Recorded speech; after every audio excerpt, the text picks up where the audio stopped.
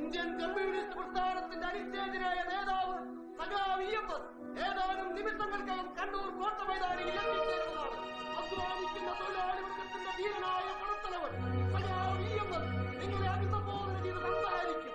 Indian communist പ്രസ്ഥാനത്തിന്റെ അനിശ്ചേതനായ നേതാവ് സഖാവ് EMS ഏതാനും നിമിഷങ്ങൾക്കകം കണ്ണൂർ കോട്ട മൈതാനിയിൽ എത്തിച്ചേരുന്നതാണ്. അതാ EMS എത്തിക്കഴിഞ്ഞു. നമ്മുടെ പ്രിയപ്പെട്ട സഖാവ് EMS നിങ്ങളെ അഭിസംബോധന ചെയ്ത് സംസാരിക്കുന്നതാണ്.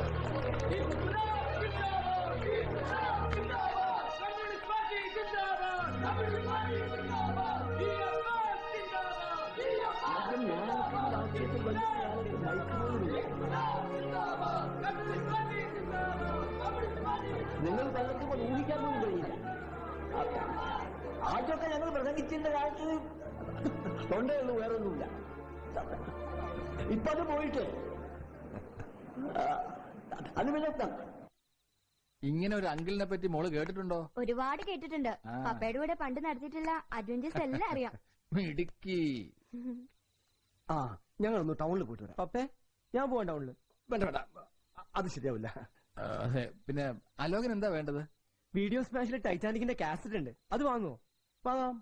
ആ, നീ പോയി ആ ബിഗ് ഷോപ്പ് എടുക്ക. ജാനുവടുത്തി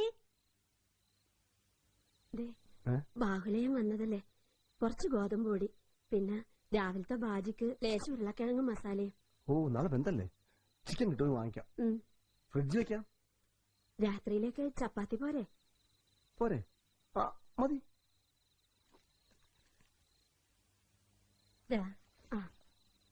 പോട്ടില്ല. ശരി.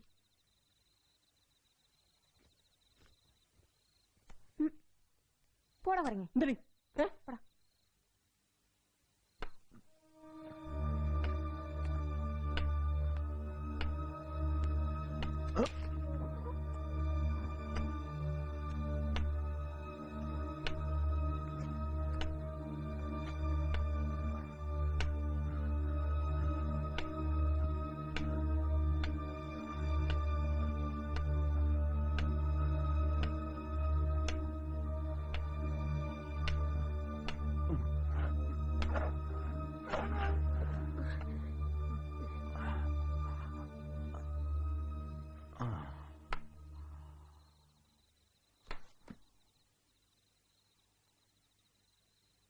യുഗപ്രഭാവനായ EMS നമ്പൂതിരിപ്പാട് അന്തരിച്ചു.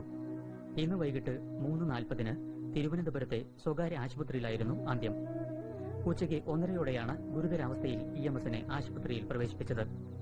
വിദഗ്ധ പരിശോധനയിൽ ഗുരുതരമായി ന്യൂമോണിയ ബാധിച്ചതായി കണ്ടെത്തി. ഉടനെ തന്നെ തീവ്രപരിചരണ വിഭാഗത്തിലേക്ക് മാറ്റിയെങ്കിലും ഈ നവകേരള ശില്പിയെ രക്ഷിക്കാൻ കഴിഞ്ഞില്ല. കൃത്യം 3:40 EMS ചരിത്രമായി മാറി.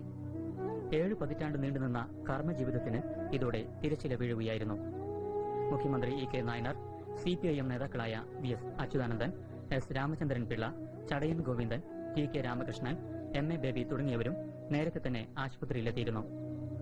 ആധുനിക കേരളത്തിന്റെ രാഷ്ട്രീയ സാംസ്കാരിക മണ്ഡലങ്ങളിൽ പതിറ്റാണ്ടുകളോളം സജീവ സാന്നിധ്യമായിരുന്ന EMSന്റെ വേർപാട് തികച്ചും അപ്രതീക്ഷിതമായിരുന്നു.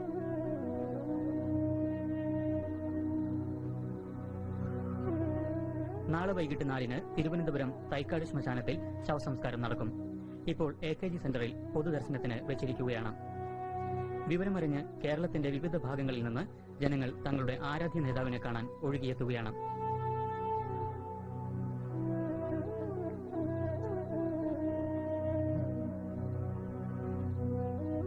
കക്ഷി രാഷ്ട്രീയത്തിനതീതമായി വിവിധ രാഷ്ട്രീയ കക്ഷി നേതാക്കൾ അന്തിമോപചാരം അർപ്പിക്കാൻ എത്തുന്നുണ്ട്. EMSന് തുല്യം EMS മാത്രമാണെന്ന് രാഷ്ട്രപതി അനുശോചന സന്ദേശത്തിൽ പറഞ്ഞു. പ്രതിബദ്ധ രാഷ്ട്രീയത്തിന്റെ പ്രതീകമാണ് EMS എന്ന് പ്രധാനമന്ത്രി അനുസ്മരിച്ചു. ഒരു തേജോഗോളമാണ് മറഞ്ഞുപോയതെന്ന് CPIM പോളിറ്റ് ബ്യൂറോ അഭിപ്രായപ്പെട്ടു. നാളെ സംസ്ഥാനത്ത് പൊതു അവധി പ്രഖ്യാപിച്ചു.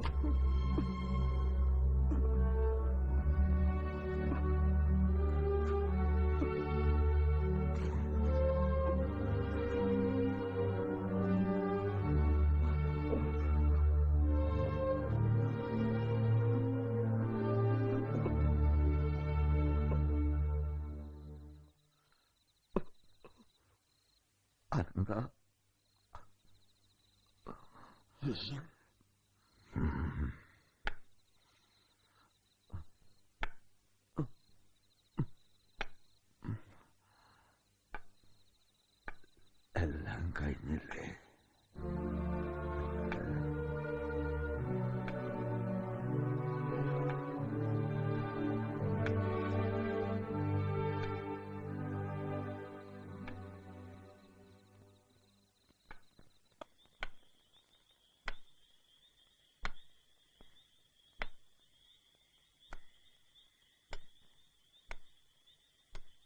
ഈ ഇരുട്ടത്ത് മേസ്ത്രി എങ്ങോട്ടാണ്?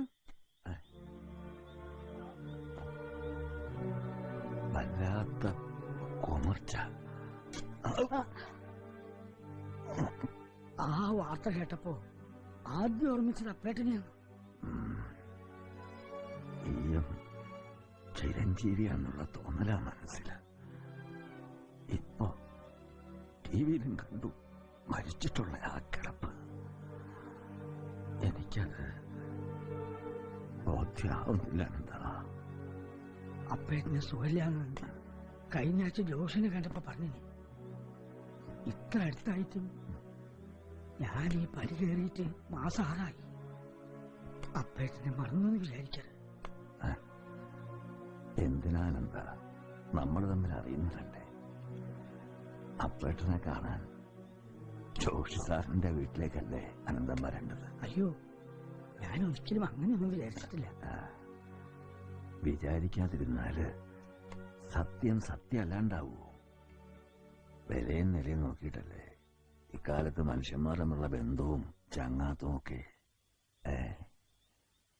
നീ ഒരു പീഡിക്കാരനല്ലേ? അപ്പോ അങ്ങനത്തെ ഒരു പ്രശ്നം ഉണ്ടായിട്ടില്ല അപ്പേട്ട. ജോഷിക്ക് എന്നെ വലിയ കാര്യമാണ്. ഞാനും ജോഷിയെ കുറ്റപ്പെടുത്താൻ പറഞ്ഞതല്ല. നമ്മളൊക്കെ കണ്ടു വളർന്ന ലോകം ആകെ മാറിപ്പോയി അനന്താ.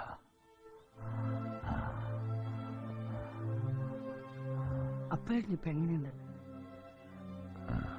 കുറച്ച് ദിവസമായിട്ട് തീരെ കയ്യില്ലേനും ആകെപ്പാടെ ഒരു പരവശം. മനസ്സില് ഒരു മൂടൽ മാത്രം. ഒന്നും ഓർമ്മയില്ല. ഉച്ചക്ക് ഒന്ന് മയങ്ങിയെന്ന് തോന്നുന്നു. എണീറ്റപ്പോഴാ ഈ വാർത്ത. സത്യം പറയാല, ഇങ്ങോട്ട് വരുമ്പോ അപ്പേട്ടനെ ഈ നിലയിൽ കാണാൻ കഴിയുമെന്ന് വിചാരിച്ചിട്ടില്ല. എനക്ക് തന്നെ വിശ്വസിക്കാൻ കഴിയുന്നില്ല അനന്താ. ഈയം കഴിഞ്ഞു. അതോടെ എല്ലാം കഴിഞ്ഞു. പക്ഷേ ഒരു കാര്യം പറയട്ടെ, ആരോടും പറയരുത്. നിനക്ക് അത് മനസ്സിലാവൂ. ഉച്ചവരെ ഞാനൊരു ശവം പോലെ കിടക്കുമായിരുന്നു. എനിക്കിപ്പോ എല്ലാ ഓർമ്മകളും തിരിച്ചു കിട്ടിയിരിക്കുന്നു. അതൊരു നല്ല ലക്ഷണമല്ലേ അപ്പേട്ട?